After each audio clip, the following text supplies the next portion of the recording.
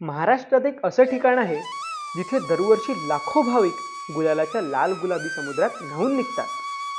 जिथे चांग भलं चा जयघोष डोंगर दऱ्यांमध्ये घुमत राहतो. जिथे एका देवाने राक्षसांचा संहार करून धर्माचं रक्षण केलं अशी श्रद्धा आहे. आणि जिथे पोहोचल्यावर संपूर्ण कोल्हापूर शहर तुमच्या पायाखाली दिसतं. तर हॅलो मंडळी, नमस्कार. आज आपण भेट देणार आहोत महाराष्ट्रातील लाखो लोकांच्या श्रद्धेचं केंद्र असलेल्या मंदिराला, ज्याचं नाव आहे श्री क्षेत्र ज्योतिबा. आजच्या व्हिडिओमध्ये इथे कसं पोहोचायचं, काय काय खायचं, कुठे राहायचं, मुख्य मंदिराव्यतिरिक्त या परिसरात काय काय बघायचं, उत्सवांची संपूर्ण माहिती आणि काही प्रो टिप हे सगळं कव्हर करणार आहे. त्यामुळे व्हिडिओ शेवटपर्यंत बघा. चला तर मग अजिबात वेळ न घालवता व्हिडिओला सुरुवात करूया. ज्योतिबाच्या नावानं चांग भलं. या मंदिर परिसरात प्रवेश करतात सर्वप्रथम दिसतं ते भव्य दगडी प्रवेशद्वार. दख्खनचा राजा ज्योतिबा याच्या दर्शनासाठी या प्रवेशद्वारातून आत गेल्यावर तुम्हाला आजूबाजूला पूजा साहित्यांचे, प्रसादाचे आणि गुलाल खोबऱ्याचे दुकानं दिसतील. त्याच्या शेजारून पायऱ्यांनी थोडं खाली उतरलं की तुम्हाला मंदिर दिसायला लागतं. हे पूजेचं सामान घेऊन आणि गुलाल खोबरं घेऊन आम्ही मंदिराकडे जायला निघालो. आता या मंदिराबद्दल बोलायचं तर हे समुद्र सपाटीपासून जवळपास 3100 फूट उंचीवर वाडी रत्नागिरी इथे हे मंदिर वसलेलं आहे. सध्याचं मुख्य मंदिर 1730च्या सुमारास बांधण्यात आलं असं मानलं जातं. या मंदिराच्या बांधकामामध्ये मराठा सरदार आणि राजघराण्यांचं योगदान होतं. मंदिर परिसरात तुम्हाला हेमाडपंथी आणि दगडी स्थापत्य शैलीचं सुंदर दर्शन घडतं. अनेक शतकांपासून हे ठिकाण महाराष्ट्र, कर्नाटक आणि गोवा येथील भक्तांचं प्रमुख श्रद्धास्थान आहे. तर मित्रांनो, व्हिडिओमध्ये पुढे जाण्याआधी अनेकांना एक प्रश्न पडतो, तो म्हणजे ज्योतिबा नक्की कोण? तर पौराणिक कथेनुसार भगवान ब्रह्मा, विष्णू आणि महेश यांच्या तेजापासून ज्योतिबांचा अवतार झाला. त्यांना केदारनाथ, केदारलिंग किंवा ज्योतिबा या नावाने ओळखलं जातं. त्यांनी रत्नासूर, कोल्हासूर आणि इतर राक्षसांचा नाश करून या प्रदेशाचं रक्षण केलं. विशेष म्हणजे कोल्हासुराचा वध देवी महालक्ष्मीने केला, तर तिच्या कार्यात ज्योतिबांनी मोठी मदत केली होती. म्हणूनच कोल्हापूरची महालक्ष्मी आणि ज्योतिबा यांचं नातं अतिशय विशेष मानलं जातं. आता या मंदिर परिसरात नेमकं काय काय बघायचं याबद्दल बोलायचं तर पहिलं, श्री ज्योतिबा मुख्य मंदिर. हे संपूर्ण क्षेत्राचं केंद्रबिंदू आहे. काळ्या दगडात बांधलेलं हे मंदिर दूरवरूनच लक्ष वेधून घेतं. गाभाऱ्यातील ज्योतिबांचं दर्शन घेताना अनेक भक्त चांग भलं हा जयघोष करतात. दुसरं, केदारलिंग मंदिर. ज्योतिबांना केदारलिंग म्हणूनही ओळखलं जातं. त्यामुळे या मंदिराचं धार्मिक महत्त्व खूप मोठे आहे. अनेक भाविक मुख्य दर्शनानंतर इथे नक्की येतात. बाहेरच नंदी बसवेश्वराचं मंदिर पण आहे. तिथलं दर्शन तुम्ही नक्की घ्या. तिसरं, रामलिंग मंदिर. मंदिर परिसरातील हे एक शांत आणि आध्यात्मिक ठिकाण आहे. गर्दीपासून थोडं दूर असल्याने इथे भक्त निवांत वेळ घालवताना दिसतात. चौथं, यमाई देवी मंदिर. श्री ज्योतिबा आणि यमाई देवी यांची कथा इथे विशेष प्रसिद्ध आहे. असं सांगितलं जातं की श्री ज्योतिबांनी यमाई देवीशी लग्न करण्यासाठी प्रस्थान केलं, पण यमाई देवीला हा विवाह मान्य नव्हता. त्यामुळे ज्योतिबाची वरात इथे येत असताना तिने बघितल्यावर या मंदिराचे दरवाजे तिने बंद करून घेतले. आजही चैत्र पौर्णिमेला ज्योतिबांची पालखी यमाई देवी मंदिरापर्यंत जाते, परंतु विवाह मात्र कधीच होत नाही. ही परंपरा आजही हजारो भक्तांच्या उपस्थितीत पाळली जाते. मंदिर परिसरात तुम्हाला कामधेनू पण दिसेल. बरेच भाविक इथे तीर्थ घेताना दिसतात. नवविवाहित जोडपे इथे लग्नानंतर ज्योतिबाच्या दर्शनासाठी येतात.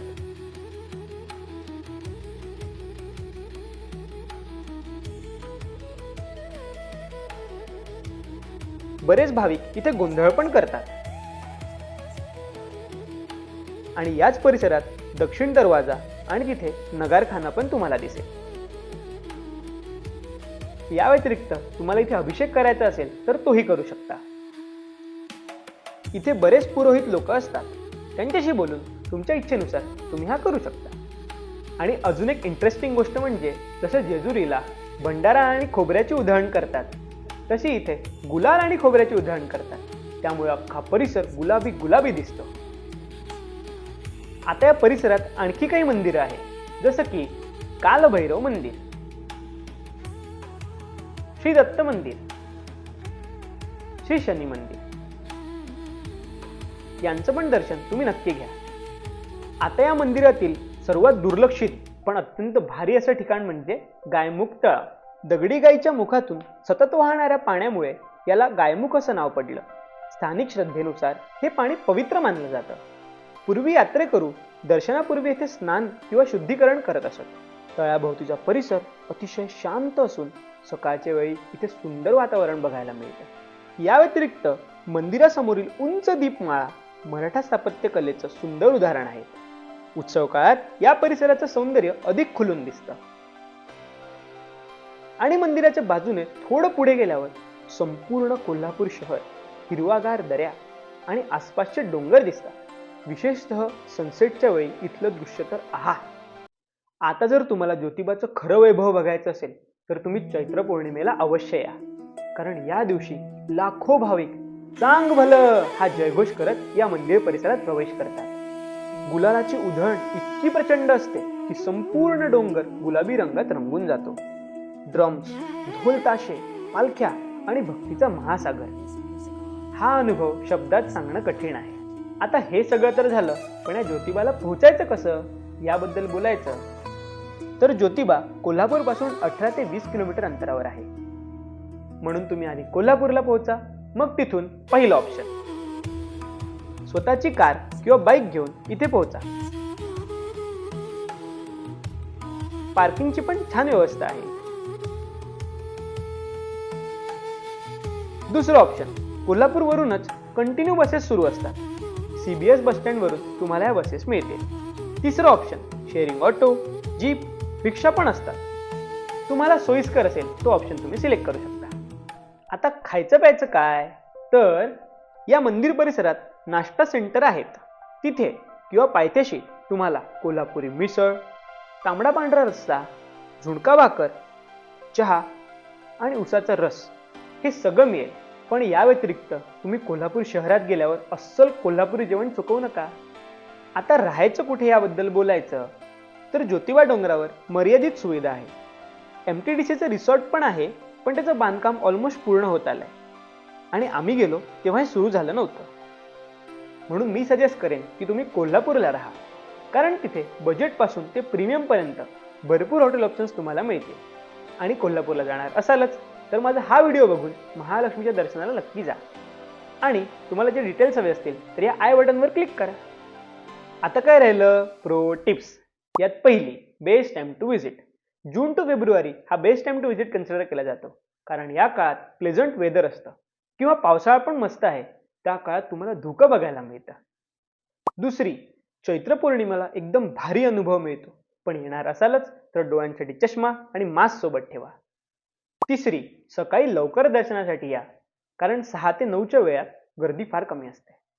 चौथी, ज्योतिबाच्या डोंगराला जाताना थोडा चढ असू शकतो, त्यामुळे पावसाळ्यात रस्ते घसरडे असू शकतात, त्यामुळे थोडी काळजी घ्या. पाचवी, सनसेटच्या वेळी गेलात तर फोटोग्राफी फार छान होईल.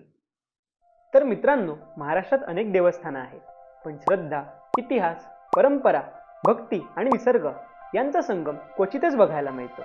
म्हणून कोल्हापूरला पुढच्या वेळेस आलात तर या पवित्र डोंगरावर नक्की या आणि स्वतः अनुभवा या ठिकाणाची दिव्यता.